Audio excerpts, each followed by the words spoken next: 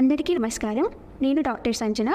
Visvabharati general hospital ophthalmology department కంటి విభాగంలో first year post graduate స్టూడెంట్ని. ఈరోజు నేను కంజంక్టివైటిస్ అంటే కంటి కలగ గురించి చెప్పబోతున్నాను.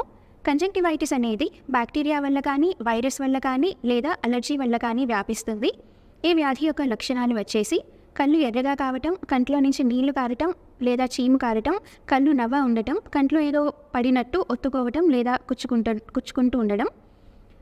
ఈ వ్యాధి వచ్చేసి 4 నుంచి 8 రోజుల పాటు ఉంటుంది. కంజంక్టివైటిస్ అనేది ఒక మనిషి నుంచి ఇంకొక మనిషికి చాలా తొందరగా వ్యాపిస్తుంది. కంజంక్టివైటిస్ వచ్చిన వాళ్ళు తొందరగా కంటి డాక్టర్ని కలిసి తగిన చికిత్స పొందగలరు. కంటి డాక్టర్ ఇచ్చే చుక్కల మందుతో పాటు శారీరక మరియు పరిసరాల పరిశుభ్రత పాటించడం ఎంతో అవసరం.